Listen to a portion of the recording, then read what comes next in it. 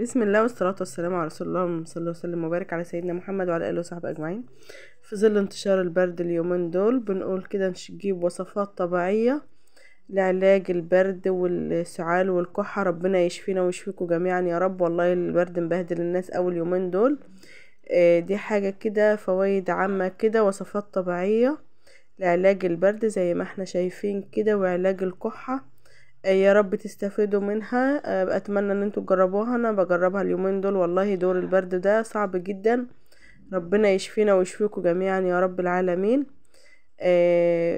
نحاول بقى ان احنا نستفاد من الوصفات الطبيعية ونبعد عن المضادات الحيوية والأدوية اللي ممكن يكون لها آثار جانبية كتير على جميع المرضى وجميع مرضى الأمراض المزمنة، سكر، ضغط، أو حساسية. ربنا يشفينا ويشفيكم جميعا يا رب. زي ما احنا شايفين كده، زيت الزيتون والكمون مفيد جدا. بنستخدمه بيقلل السعال والكحة، والعسل والزنجبيل والليمون والبابونج، ولبان الذكر والمر، اللي هو حاجات طبيعية كده كلها مفيدة، مفيش منها اي اضرار او مضرة على الصحة، او بتأثر او بتعمل اثار جانبية على بعض الامراض اللي ممكن يعاني منها جزء كبير جدا منا ومن اطفالنا. دي كلها وصفات طبيعية يا رب نستفاد منها.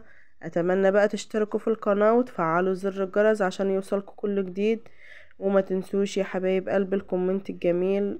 عسى ان يشفينا ويشفيكم الله من كل مرض ومن كل ألم يا رب العالمين. اللهم صل وسلم وبارك على سيدنا محمد وعلى آله وصحبه أجمعين.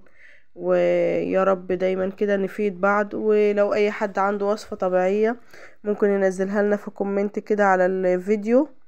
ما تنسوش اللايك والاشتراك في القناة والسبسكرايب. ويا ريت اللي عنده منتدى يرفع لنا الفيديو بتاعنا على المنتدى عنده.